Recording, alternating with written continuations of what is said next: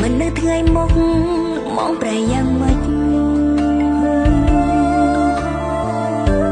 ត្រឹមនឹងពេលនេះមកល្អណាអាយុមកក្មេងតែរឹកមកចាំងនៅធ្វើល្អណាមិនឆ្វេងឆ្វាយឲ្យអូនព្រួ